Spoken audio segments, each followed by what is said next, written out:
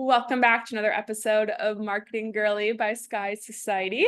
Today, I am super happy to be chatting with Sarah Dawley. She is the Senior Manager of Content at Hootsuite. Welcome, Sarah. Hi, thank you so much for having me. Thank you so much for coming on. So, Sarah and I are going to talk about a lot today. We've got a pretty good roadmap for all of you. So we're going to talk everything from people management to, working while being a mother to young kids to content strategy, copywriting, and social media. And what I'm also very excited about is we're going to dive a little bit into resumes as well. So a whole lot to cover. But before we jump into all of that, Sarah, can you tell me a little bit about who you are and what you do? Let's see, who am I besides the Senior Manager of Content at Hootsuite? Well, I have been that for a very long time. I've worked at Hootsuite for almost a decade now, so that takes up a big chunk of my personality. So I manage the content team there as well as Hootsuite Academy, which is the user education, our online certifications and courses in social media management. And before that, I worked as the social media manager for Much Music and MTV Canada. So Much Music, if there are any Canadians out there, it's a relic of a bygone era of music videos on television, and MTV Canada. And so there I was responsible for creating the social media strategy for those channels. Other than that, yeah, I'm a mom to two young kids. I live in beautiful British Columbia, Canada, and I'm super excited to dive into all of these juicy topics with you today. Yay! I even see the little Hootsuite owl on your shelf in the back. Always repping, always repping. I love it. Um, if we could, so you mentioned that you're in charge of the Hootsuite certifications. There's a lot of women that listen that are always looking for recommendations to get, and I often actually do recommend the Hootsuite social media certification. I think it's a really incredible one. So can you quickly explain what Hootsuite is, and then maybe just give like a little insight into those social media certifications? Yeah, for sure. So Hootsuite is a social media management platform, one of the first ones that was ever to hit the market. Over time, it has evolved into much more than just a scheduling tool and a place where you can manage multiple social media accounts all from one centralized dashboard, really evolving now into sort of like a social media performance engine. So a way to actually connect activity on social to real business impact, whatever that may be that you're trying to drive. So a really great tool and resource for people working in the social media world or the marketing world in general, who want to really drive business impact with social media. That's our jam. So the Academy arm of that is, as we mentioned, online certifications and courses. We have product training, so courses you can take to actually learn and get better at using Hootsuite, the tool itself, but then also these broader strategy courses that can help you level up your skills, whether it's social media marketing. We have an advanced social media strategy course that we developed in partnership with Newhouse, which is the School of Business at Syracuse University. So we developed that course curriculum with them. We've got an advertising certificate. We have a bunch of different courses and certificates that you can take to level up your career or just deepen your skills. We're also in the process of probably updating many of them and giving a lot of them a big overhaul to make them newer, more innovative, more engaging. So stay tuned for that. Ah, that's very exciting to hear. Yes, yeah, Hootsuite, I think, is one of the more popular social media platforms as well, and one of the more robust ones. There's definitely a ton of features within your platform, I think, that not all of the scheduling tools offer. But on the certification side, if you're listening, looking for a social media certification to take, Hootsuite is definitely a good one to check out. Yeah, I recommend you guys all the time. So love to hear that you're a part of that arm.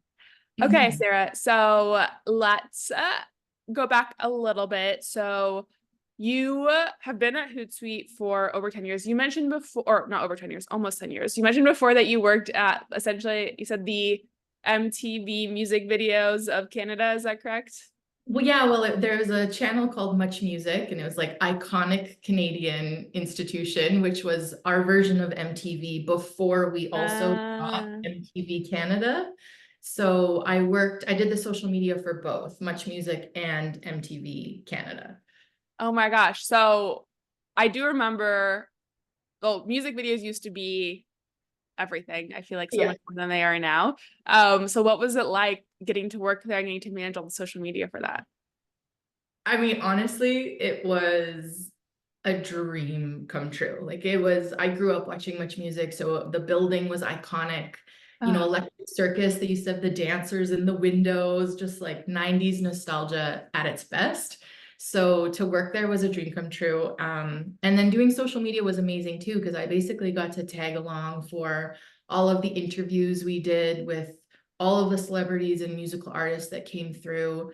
I did live coverage of the MMVAs, which were the Much Music Video Awards. So huge party in the parking lot with performances and award ceremonies. I got to cover festivals like Osheaga in Montreal. And it was amazing. It was also a time when social media was still quite new. Like this is 2010, we're talking. So really figuring out, how does this thing work for business? How does it work for television? Oh, we can put tweets on TV. That mm, was a very new thing. We can put a hashtag on TV and then people watching will use the hashtag and I can talk with them in real time on the yeah. show. And so, you know, my bosses were like, wow. So it was easy to be like a little bit of a pioneer at that time. But it was a very fun ride. That sounds so fun. Did you ever get to do anything with Drake? Lots. Yeah. Ah, oh my gosh. Yeah, lots. So dream job. Dream job for sure. Okay, so you were there for about 4 years before moving over to Hootsuite, and your role changed or did your role change a little bit from social into copywriting? Is that correct? It did. Yeah. So Yeah. tell me a little bit about that switch from social to copywriting. Um, honestly, after 4 years of doing social there, I've been doing it a couple of years before that as well, but I felt a little, I felt like the walls were closing in a little bit actually, and I felt like I was getting pigeonholed into social media and social media only. And at that point in my career, I didn't want that. I wanted to explore other avenues. I didn't want to commit to social media management necessarily being my career trajectory. I am a writer at heart. I wanted to do broader creative work and broader marketing work. So that's why I kind of made that lateral move over into copywriting, but at a social media company. So it was a really natural move, Mm, which I think helped make the transition easy, but also made it so that I could hit the ground running in that new role. okay, and then so did you take a title cut to make that lateral move, or? Yeah, I took a title and a pay cut. I also moved cities. So I was in Toronto for much in MTV, and then I moved to Vancouver, which is where Hootsuite is headquartered. So it was a big change. It was a title change. It was definitely a lateral, if not slightly downward. That sounds really bad, but it was a pay cut for sure. Yeah. I knew that in order to expand that opportunity in front of me and to open more doors, I'd have to do that. And I quickly made up for it in a few years. So it was the right move. Yes, I think it's really important to talk about those Yeah. decisions. You know, sometimes that not every not all the best news for you in your career need to be upward, that they can also be lateral to take you into a different direction. And so you've been here for quite a long time. You're now senior manager of content. So in that role, what do you oversee? Is it copywriting? Is it social? Is it all content? Or kind of what does that role look like now? It's all of our copywriters. We also have a senior editor and a couple other like content producers on the team. So it's the team that's responsible for any type of copywriting request that comes down, whether it's an email or some social posts, not all of them. But then also things like creative concepts for campaigns. We come up with those. We also do all of the research, analysis, and writing of our reports like social trends. or the social consumer report that we just launched a couple weeks ago. So it's really a strategic content team, not just a copywriting team. And of course, there's the education arm as well with Academy. All right, so a lot more now. So your role has grown and expanded. You've obviously been there for a little bit while, and now that you're more in a leadership position, can you speak a little bit to becoming a manager of people who were once your peers? And any advice there for sometimes maybe those like awkward situations that can come up when, you were, friends and coworkers and peers, and then now, became the manager. Yeah, it was awkward. Yeah, it's awkward. It can be really awkward. I think looking back now, I would do some things differently. So it's really interesting when you're early on in your career and work is sort of the primary source of your social life. It becomes a really big part of your identity, and where you seek a lot of belonging socially, as well as professionally. And so I think very quickly the lines can blur and you hang out with the people you work with socially, you go out for drinks afterwards, you hang out, and these bonds become really deep. You vent about work together, you bitch and complain about things together, and those bonds can get really, really strong. And then the minute somebody is elevated into a position of authority, that bond cannot stay the way it is. And I think that's really what I realized was, if I saw a path for myself at Hootsuite becoming a people manager, if leading the team had been my aspiration, which I guess it was, I never thought about it clearly enough. I think I would have approached those relationships and those friendships with a little bit more, not caution, but just an awareness of, in the back of my head, you might be this person's boss one day. And how that would maybe change things, I'm not sure, because it's not like I had any terrible experiences. People were really happy for me, really respectful of the role change, but the vibe changed. And I don't know if there's any way for it to not. So I think it's just something that you have to get comfortable with, that you have to get comfortable with that discomfort for a little bit and figure out, okay, what does this new relationship and this new bond look like? And then it gets much easier once some of those people leave and everyone on your team is either someone you've hired, or someone that you weren't ever peers with. Then you can really soar. Yes, I can only imagine how difficult that could feel too, because also like it's a little bit of a cliche sometimes of like, the boss versus the employees, and that there's always just going to be, like you said, I feel like vibes is actually a really good word, because it's not like you said, not like anything specific happened or anything bad had to happen, but it's just the dynamic is a bit different now as coming into a position of authority. I also think I think a lot of us with our coworkers, we do gossip, and I always share the advice of, I mean, obviously there's a gossip's gonna happen, but being mindful of what you do say, because I think sometimes too, stuff always gets back to senior leadership or HR in some way. So I do think it is mindful when you're gossiping. I always give the example of, be a great listener, but you don't always need to be the one that's like saying those things. Like you can be validating your coworkers and being like, oh my gosh, that's so difficult. That's so tough. But don't be the one like always saying those, Yeah. those negative things. Like say those to your friends outside of work, not your friends at work.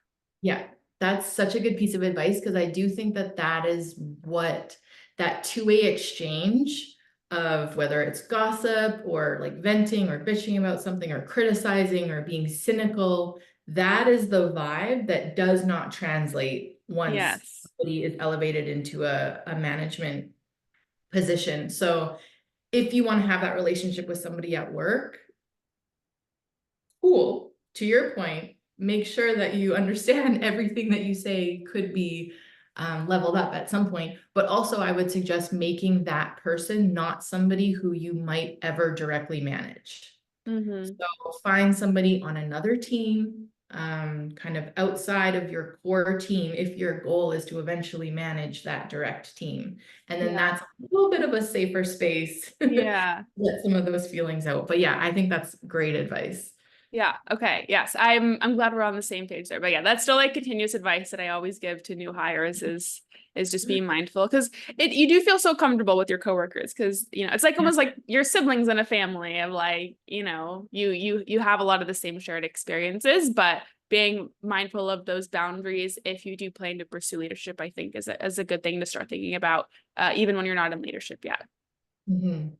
Okay, Sarah. So on this topic of becoming leadership, one thing you mentioned is that you do feel very passionate, or you are very passionate about resumes. So I'd love to hear your thoughts there on some of the do's and don'ts, for resumes. If you have any advice you'd love to share for young marketers. Don't let Chat GPT write your cover letter. Like, I'm sure other people have said this, they've brought it up. I can smell it before I open it. Like, it is obvious. It might be different because I'm coming from a perspective of a content person looking to hire writers and creatives. Hmm. Your resume, especially when you're starting out in your career and you maybe don't have the strongest portfolio, your resume and your cover letter is a portfolio piece. Your cover letter shows me your writing abilities. So if you don't have a ton of work experience, you have that. You have a letter that I'm reading that should show off your personality, your writing skills, your research abilities, which are all really key competencies that we're looking for in that type of role. And I think that that extends beyond just copywriting to marketing in general. It's a creative field, right? It's sure it's data driven and it's strategic, but it's creative, and you have to embody that spirit in your cover letter to stand out and also to give the person a sense of who you are and what you bring to the table, especially if you're just starting out in your career. So make it personal, do some research. I've just seen so many cover letters that don't even mention Hootsuite.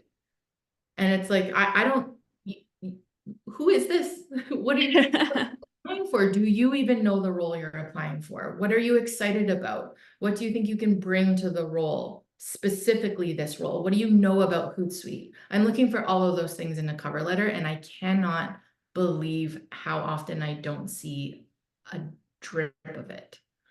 Interesting. I love that you mentioned the ChatGPT piece. I actually have not had a guest say that. I think also just because ChatGPT is a bit newer and you probably are seeing a lot more of it now. I've Yeah. noticed it. We have an accelerator and we have like application questions, and I can just tell immediately when it's written by ChatGPT.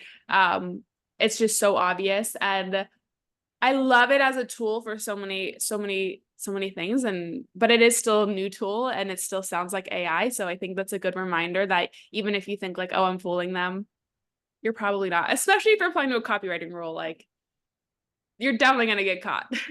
Yeah, exactly. And you know what? There are ways to use ChatGPT when putting together a cover letter that doesn't involve having it do the writing for you. So for example, have it pull up some of that research, right? Like give me an overview, take 3 of Hootsuite's reports, feed them into ChatGPT, be like, give me a summary of each report. That way you can spend 2 minutes reading and get a sense of all of the content we've put out in the past 6 months, reference that in your cover letter. Or have it crawl the website and be like, what's Hootsuite all about? What's their mission? What are they doing? What new things have they released lately? Like ChatGPT can pull that stuff for you in literally seconds. So that's a good way to use it to create a better cover letter, but don't let it do the writing. I love that idea. I also think it's really helpful with brainstorming. I think sometimes if I'm getting stuck, I will ask ChatGPT, and then that will like maybe it'll write something and I don't like what it wrote, but it'll give me an idea of an angle I could take. So yeah, you can use it, but don't use it for the writing piece, I think is the key takeaway there. Are there any other mistakes that you see a lot with resumes or anything that you love seeing that stands out to you? I mean, besides the usual like typos, like just read that over and over and over again to ensure you don't have any typos. And besides making it really personal, I think learning how to showcase your strengths really clearly is important. So things like, hardworking and, pay attention to detail. Like, who's going to say that they're lazy in their cover letter or their resume, right? Like, think about the things that you uniquely bring to the table, even if it has something to do with your background. Like, did you live in 6 countries? Put that in there, because what does that give you? A global perspective or some unique insights from your lived experiences. So don't be afraid to like really pull out what makes you you and put that in there. Otherwise, from my perspective, I'm reading hundreds of resumes and cover letters at one time often. So if you think about the number of people that will say things like, yeah, hardworking and attention to detail and this and that, and it's like everybody is saying those things. Like, what can you tell me about you that no one else is going to be able to say? That's what I really want to know, especially if I'm hiring for a junior position.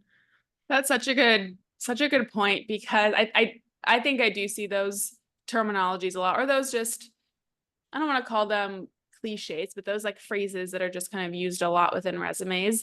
And Yeah. you gave the example of, having a global perspective, like if you've traveled a lot, or, if you have a family that's not from the US, that's such a great way to take a personal experience and apply it to your resume. And I think there are a lot of other examples. I always tell younger junior applicants too, if you have experience that's not in marketing, that doesn't need to be like hid away, or like you don't need to be embarrassed of it. That could be something Yeah. that's unique. But yeah, I see a lot of times I see people call themselves recent college graduates. It's like, well, everybody's a recent college graduate. Like, you're so much more than that. Like, try to show that on your resume. Yeah, I will actually throw I'll put someone in the spotlight right now. I just hired a co-op student for the summer, a copywriting co-op student, and she's incredible. I could not be happier. The minute we hung up on our interview, I was like, oh, I'm obsessed with her. And one of the things that really stood out was the questions that she asked. They were so thoughtful, they were so curious, but it was also the way she framed her experience. And when you mentioned not being afraid to talk about jobs that you've had outside of marketing, she really held up her experience working at Sephora. And on the surface, you would think, okay, yeah, like you work at Sephora, what does that have to do with copywriting or marketing? But she used that experience as a way to frame up her problem solving and her communication skills. Mm. So when we asked her in the interview process about a time when you felt you were kind of thrown in the deep end, and your capabilities were not really what the situation called for, you were in over your head a little bit. And she brought up an experience at Sephora, and we were like, so what did you do? And she gave this wonderful answer about how she used internal resources to look up the thing with the customer right there. They problem solved it together. She just took the lead and really showcased how that experience could translate into skills in the workplace. And I thought it was fantastic. I love that example. I think that's super, super relatable. And you're absolutely right. Yeah. Just because you work at Sephora doesn't mean, and that's not related to marketing, you're trying to get into marketing, doesn't mean that that experience is not valuable. And I think if you try to discount it too in your interviews, I think, like you said, then you're making the interviewer feel like it's not valuable. Whereas if you take the perspective of this is, a great experience, I learned a lot, and you are really holding true to yourself and what you've done, then the interviewer will kind of see that as well.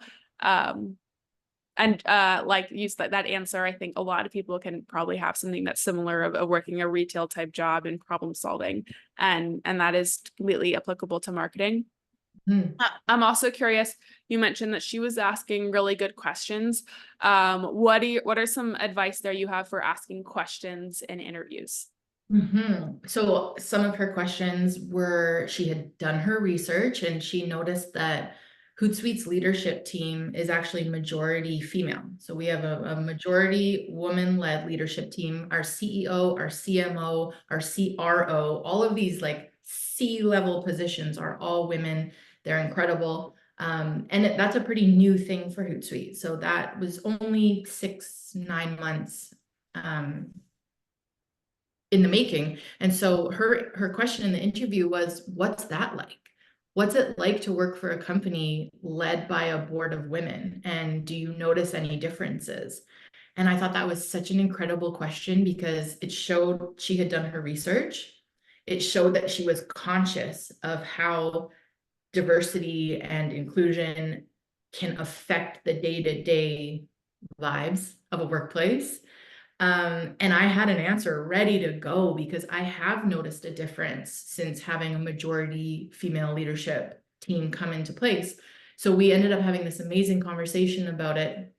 And I think it really sold her on Hootsuite as a place that she wanted to spend her co-op and her summer. Because that's an interview, is you're just as much trying to figure out if that place is the right fit for you. So I respect that question a lot because it showed me that she had done her research, but it also showed her what kind of company we are. And it's good to see her taking that type of initiative as well. Yeah, that's a beautiful example. And you would never find that question on any ChatGPT list of questions to ask in an interview. Yeah, exactly. And you know, that just took her caring about the role, doing research, like valuing her opportunity to interview with you guys. And okay, I'm happy for you guys to have her for the summer. She sounds amazing. Make sure you tell her to join the Sky Society LinkedIn group. Okay, so any other last things you want to share there around resumes or interviewing or job hunting in general? I think we pretty much covered it all. I think I'm still thinking about that point actually that you brought up about not shying away from your previous experience, because it is something that I do think we kind of scramble to play up our experiences and make them, this inflated sense of importance. And let's not do that. Think about the real human interpersonal skills that you are pulling from these experiences, because that really is what makes organizations thrive, is the people that are there and their ability to communicate, to solve problems. And you are getting that experience with everything you do. So that's a point that I'm still thinking about it even after we've moved on. Well, good. I hope our audience is feeling a little inspired from that as well. Okay, Sarah, one thing I also want to talk about within leadership. So you now are in senior leadership. You've been at Hootsuite for quite a long time and you've, progressed and moved up during your time there. You also had a little bit of hurdles in the sense that you did 2 maternity leaves, like as you were at Hootsuite. Can you tell me a little bit about your personal experience going through that, having young kids and, being very career driven? Or anything you can share with us there. Mm-hmm. I mean, I'll preface it by saying that it's obviously very personal and that it's a different experience for everybody. Everyone feels differently about the choice to have kids, and also, how focused you are on your career or not. So this is definitely just my experience only. I'm also extremely fortunate to live in Canada, where we get 12 months of maternity leave. So no way. yeah, 12 months. A full year. And Hootsuite, especially, shout outs to them, we get a very generous salary top up. So I essentially had almost my full paycheck for 6 of those months. And then Wow. the last 6 months, I just get my EI top up from the government. So you are not without pay for that time as well, which is incredible. So the good side of that is I get to, I got to spend a year at home with each of my babies. On the other side, that's a year out of your career that you're on pause. And while you're on pause, your role is not only being filled by somebody else, even though you haven't left, the company is changing, especially if you're in tech or in the startup space. You come back to a completely different team, a completely different product, a completely different company, and you are still in the mindset of wherever things were when you left a year ago. You also are sitting home with a baby doing nothing but watching TV and feeding a baby and changing diapers and looking at your phone and seeing posts from people in your company, seeing everyone else's careers continuing to progress.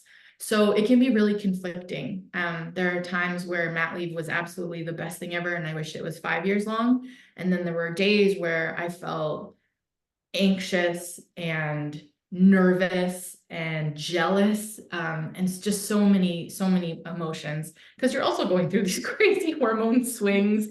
It's a lot. And then coming back from that leave also is it's a trip, because like I said, everything has changed and you are expected to just sort of slide back into your role while you also have this crazy learning curve to try and adjust to, which is being a working mom, still not sleeping very well, and then trying to figure out, okay, how do I get back on my feet as quickly as possible? You also worry about being treated differently, in case people think, you're going to go on mat leave again. She's just going to get pregnant again. Or even before you go on mat leave, being treated differently because you're pregnant. And that was one of the beauties of remote work, is that I could be pregnant right now. You have no idea. So that was actually a blessing, because I felt like it wasn't the center of every conversation. Ah. I got to just be myself working, and unless I chose to share that information with people. So that's good, but man, it's a complicated thing. And I think you just have to really give yourself a lot of grace and expect that your career, it can't not take a bit of a hit. And that's unfortunate, but I think it's the reality. But we have to just be able to work around that. And then if you turn into a leader and you become a people manager, figuring out what kind of ways you can make space for the people on your team who go off on maternity or paternity leave. So for example, I have someone on my team who's on mat leave right now. We just did a round of annual salary raises, and I get to choose where that money goes. And I absolutely gave her a raise, even though she's on mat leave. And that's because that raise was supposed to be reflective of the past 12 months of work. So making sure that you're not subliminally or maybe subconsciously punishing people for going on mat leave is really important as a leader. Because, and I only know that to do that because people did it for me. I was lucky enough that people did that for me as well. So these things really, really matter. I love that you shared both sides of it, of how it can, be, amazing spending time with your baby and, getting paid and not working, but on the other end that you're also anxious and, you worried about returning back to work, or like what's happening at the company. Like you can't be there. Someone's filling your role right now and doing your job that was yours. And I can only imagine, like you mentioned, like just the emotions of going back and forth. When you did return back into office and you had to like go back into your role, what was that like? I mean, you're not working and then like jumping back into work and having to go back to a company that has progressed for a whole year. What was that like? I mean, I'll let you know, because I only came back from my second mat leave in October. Oh my So gosh. yeah, this is I feel like I've got my footing now for sure, Yeah. but it really took, I mean, I'd say a good 4 months. So like Wow.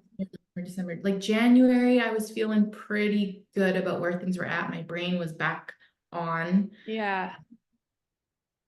but my role changed so much while I was on mat leave. My team got split apart. Now they're two different teams.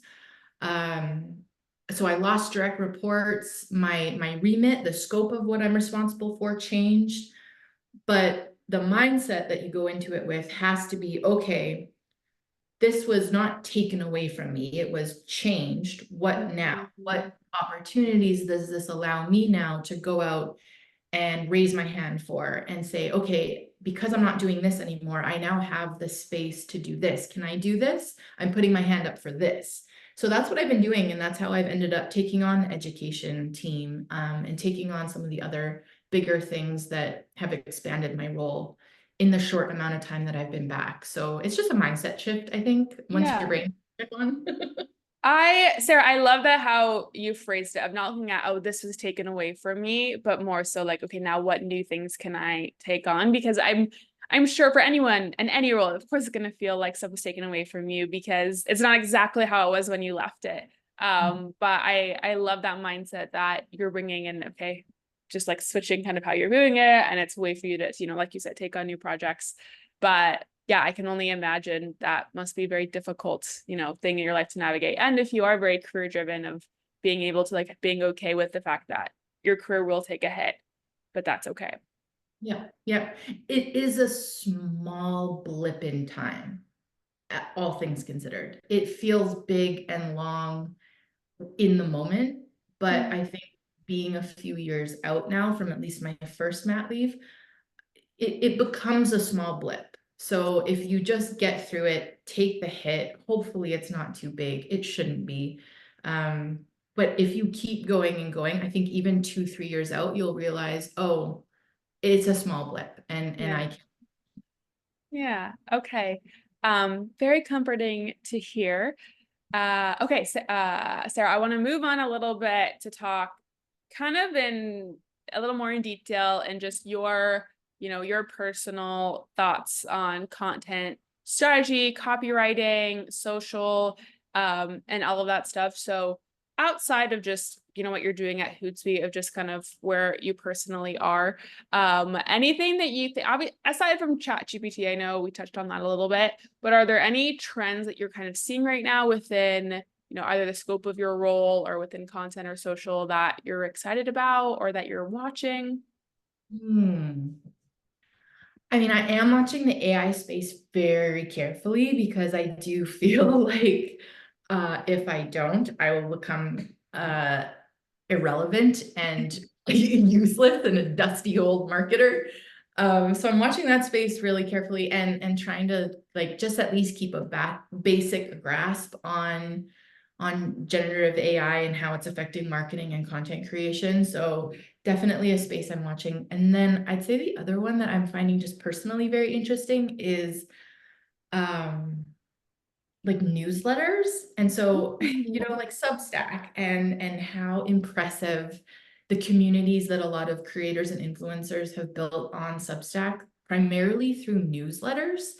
Like it's not the most innovative tactic, right? It's a newsletter in your inbox, but I subscribe to some incredible ones and I love seeing the way those communities are flourishing and then all the new features that like Substack, for example, are creating on their platform to try and migrate that audience out of their inboxes and into a platform where they can interact with one another, where they can monetize them, all that good stuff. So I think that's a really interesting little space because it's sort of like what we saw happen on social 10, 12, 15 years ago. That excitement of connection, those little niche communities that were built that really powered the impact of social on a human level. And just seeing that now kind of proliferate outside of social networks is really interesting because I think it's happening as a response to the social networks themselves becoming vehicles for more mass passive consumption. So like on TikTok, for example, like doesn't matter how many people follow you, it doesn't matter how many people you follow. That's not really the point. The point is like keep scrolling and keep watching. So I think that's a really interesting change in the setup of what we thought social media was all about. Yeah. Um, it's really cool to see it now popping up in other places like newsletters and stuff. Yeah. What are some of your favorite newsletters? Okay, I really love, there's one called Feed Me, and it's by Emily, oh no, I forget her last name, Emily. If you just look up Feed Me Okay. newsletter, so it's all about like culture, but through the lens of business. So if you're Okay. into like the food scene. It's very New York focused also, but if you're into the food scene, into like consumer packaged goods or the fragrance industry, fashion, that kind of stuff, she really keeps tabs on everything happening in that world, but through the lens of business, which I really like. And then there's some amazing social newsletters like In Case You Missed It, or just ICYMI. There's another one. Oh, um, Rachel Carton, Karten. She has a fantastic newsletter called Link in Bio. those are a couple of my favorites right now. And then there's some other ones that I follow. Almost Timely is a really great newsletter for AI. So if you want to like wrap your head around that from a marketing perspective, but also just in terms of our humanity, that's a good one. Okay, I took notes on all of those. I I am have so many more too. you'll have to email them to me if you have Sure. others because well, one is that for Sky Society, we recently started doing our newsletter and it's been we've been trying to focus on like marketing news, but more focused towards like Gen Z, millennials, so like more creative, more stuff that like probably you're seeing on your social feed. We try to like curate all of the roundups, but I've been trying to find other ones to get inspiration from because I feel like a lot of the newsletters that I've subscribed to are a bit outdated or like they feel very salesy or they feel like they're not getting a lot. I'm not getting a lot of great information, but I've been hearing what you're saying about Substack and I've been hearing that newsletters are kind of getting this like resurgence a little bit. And it's really great when you find a creator of a newsletter, like you mentioned some examples, when they tap into a space that you don't have time to be like doing all the research and you can just like read the highlights. Love it. Yeah, exactly. Exactly. Are you are you active in any of the Substack communities? Or you just kind of browse or just view? I'm such a lurker. I've always just been a lurker. Like my Instagram is just my kids. I maybe was a bit more of a prolific tweeter way back in the day. But I'm a lurker now. I think maybe that's why I love TikTok so much, is because it doesn't require any Yes, you don't have to post at all. there's no upkeep required. So I'm a big lurker. I like to just passively consume things and then just sit with it in my head for a while. So yeah, I'm more just quietly in the background for now. I love it. Okay. My last question for you on this subject is for anybody looking to enter this space that you're in right now. Is there any advice of, either skills they should be building or tools they should be learning or what you think they can be working on right now? I think if you're trying to enter the social media space, the best thing you can do is develop a very, very strong understanding of marketing principles. So not social marketing, marketing.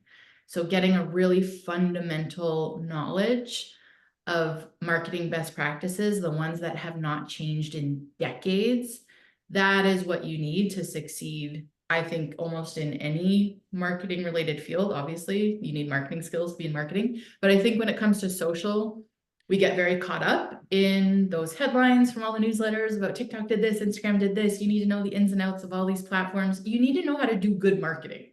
You need to know how to write a story, how to think strategically, how to ask the right questions, how to interrogate a business problem and figure out what solution it needs before you get into the tactics of, okay, we're going to put this reel out here and we're going to do this. So fundamental skills in marketing, I think, is the biggest thing.